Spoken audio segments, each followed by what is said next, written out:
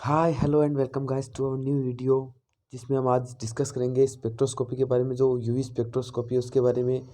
जो UV spectroscopy है ये है एक इम्पोर्टेंट टॉपिक है, हमारे एमएससी फाइनल ईयर के अंदर भी है और सीएसआई नेट के जो दृष्टि से उसके लिए बहुत इंपॉर्टेंट है। और जिस जहाँ पर सेमेस्टर वाइज एग्ज़ाम होती है जिस जिस यूनिवर्सिटी में, वहाँ भी जो फोर्थ सेमेस्टर है या थर्ड सेमेस्टर है उसके अंदर ये जो यूवी स्पेक्ट्रोस्कोपी ये इंपॉर्टेंट है। ठीक है, तो चलो आज हम इसके लिए यूवी स्पेक्ट्रोस्कोपी इसको पढ़ते हैं। सबसे पहले देखो क्या दिया हुआ है यहाँ पे। The UV region of ultraviolet spectroscopy is extended from 100 to 400 nanometre. ठीक है, क्या बोल रहा है, ये बोल रहा है कि जो यूवी रीजन है अल्ट्रावायलेट स्पेक्ट्रोस्कोपी के लिए वो कहाँ से कहाँ तक है, 100 से 400 नैनोमीटर तक। ठीक है, while the visible region found to be 400 to 800 nanometre. और जो विजिबल रीजन है वो कहाँ से कहाँ तक होता है, वो 400 से 800 नैनोमीटर के बीच में होता है। The UV region is further subdivided into two separate parts, that is. देखो ये क्या बोल रहा है कि जो यूवी स्पेक्ट्रोस्कोपी है इसका जो रीजन है ये कहाँ से 100 to 400 नैनोमीटर है और ये फर्दर टू पार्ट्स में डिवाइड है। कौन कौन सा, एक 100 to 200 नैनोमीटर और दूसरा है 200 to 400 नैनोमीटर। अब इनको दो पार्ट्स में डिवाइड क्यों किया गया है, देखो इनको अलग अलग नाम दिए गए हैं। जो 200 to 400 है उसको बोलते हैं नियर यूवी रीजन एंड जो 100 to 200 उसको बोलते हैं फार UV reason.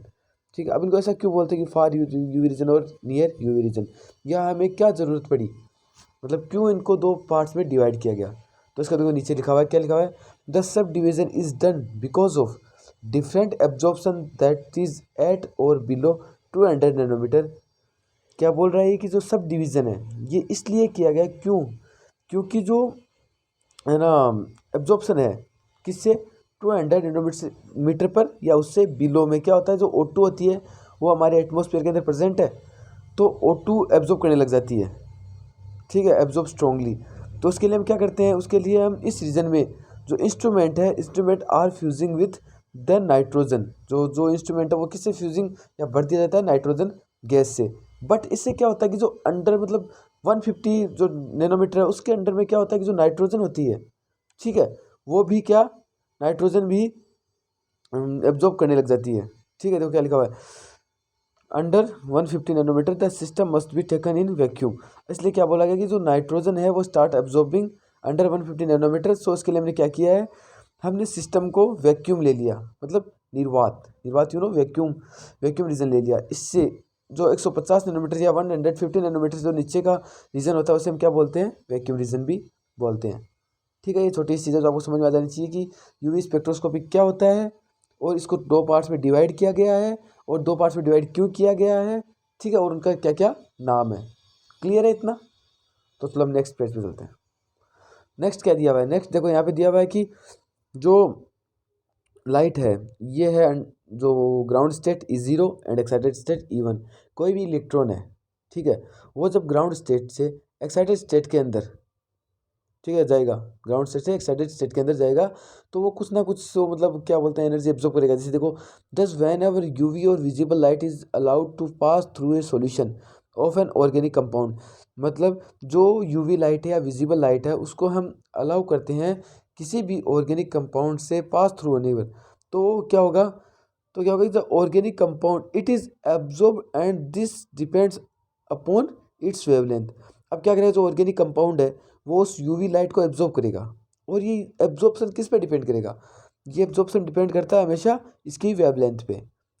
And the structure of organic molecule, और जो दूसरा मेजर रीजन है वो क्या है, the structure of organic molecule. एक क्या है, wavelength, and the second one is structure of organic molecule. ठीक है, during the absorption of energy the electron gets excited. अब जैसे ही कोई ऑर्गेनिक कंपाउंड है अगर वो एनर्जी एब्जॉर्ब करेगा तो इलेक्ट्रॉन क्या होगा, एक्साइट होगा।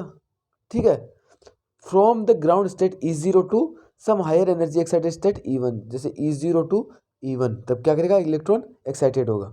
ठीक है, and this excitation some of the molecule of the organic compound will collide the photons. अब क्या होगा, जब ये मतलब ग्राउंड स्टेट से एक्साइटेड स्टेट में जाएगा तो ये कोलोइड कर लेगा किसके साथ, जो हमारे जो एनवायरनमेंट में फोटोन्स होते हैं। लेकिन क्या लिखा हुआ है, but only those will be result in absorption of energy in which the energy of photon exactly matches. अब क्या बोले, रिजल्ट में वो ही फोटोन्स या आएंगे कौन से आएंगे? जिसमें इलेक्ट्रॉन की एनर्जी क्या होती है? मैच होती है। ठीक है, तो इनसे लिखा होगा कि the photons but only those will be result in absorption, मतलब वो ही एब्जॉर्प्शन के रिजल्ट में आएंगे जिसमें क्या होता है? Energy in which the energy of photon exactly match, जिसमें क्या होता है कि जो फोटोन्स की एनर्जी है वो एग्जैक्टली उससे मैच होगी। ठीक है, नीचे क्या है? The difference in energy of the electron in the ground and excited state. ये आगे मतलब इन दोनों के जो डिफरेंस है ये दिया हुआ है, देखो डेली, जैसे E1 माइनस E0 लिखेंगे, ये लिखा हुआ है देखो डेली, ये डिफरेंस दिया गया है। क्यों? अगर वही फोटोन्स मतलब उसमें आएंगे रिजल्ट में जिसकी एनर्जी इनके समान होगी, ठीक है, ऑर्गेनिक मॉलिक्यूल समान होगी, तो उसमें क्या दिखा हुआ है कि जो जो डेली है इन दोनों के जो डिफरेंस है E0 और E1 के बीच का, वो किसके इक्वल होगा? एच न्यू के। हम सब जानते हैं कि फोटोन क्या होता है, फोटोन की एनर्जी क्या होती है? E बराबर एच न्यू, तो ये डेली किसके इक्वल कर दिया हमने? एच न्यू के। ठीक है, अंडरस्टैंड। चलो नेक्स्ट पेज पे चलते हैं। ये देखो ये दिया हुआ, देखो del is equal to E1 minus E0 is equal to H nu, और न्यू का हम सब जानते हैं कि न्यू को लिख सकते हैं C upon lambda, then the result is H C upon lambda. ठीक है, the absorption of energy in UV और visible region occurs to the transition between electronic energy levels. अब क्या बोल रहे हैं? जो एब्जॉर्प्शन एनर्जी है यूवी और विजिबल रीजन के अंदर वो क्यों होती है? अकर्स मतलब क्यों होती है? Due to the transition. क्या होता है? Transition between electronic energy levels, मतलब दो इलेक्ट्रॉनिक एनर्जी लेवल्स के बीच में जब ट्रांजिशन होगा देन हमें जो यूवी और विजिबल लाइट है उसका एब्जॉर्प्शन होगा। ठीक है, एब्जॉर्प्शन ऑफ। अब आगे देखो क्या लिखा हुआ है, in the molecule that's why it is called as electronic spectroscopy. तो उसको हम क्या बोलते हैं? इलेक्ट्रॉनिक स्पेक्ट्रोस्कोपी भी बोलते हैं। अब जो नेक्स्ट है वो नेक्स्ट क्या है? Beer Lambert's law. Beer Lambert's law हम पढ़ेंगे नेक्स्ट वीडियो के अंदर। अगर वीडियो ज़रा सा भी अच्छा लगा हो, थोड़ा हेल्पफुल लगा हो, तो इस वीडियो को लाइक कर दीजिए, चैनल को सब्सक्राइब कर दीजिए और बेल आइकन प्रेस कर दीजिए, जिससे क्या होगा जो मेरी नई वीडियो आएगी उसकी नोटिफिकेशन आपको सबसे पहले मिल जाएगी। थैंक्स।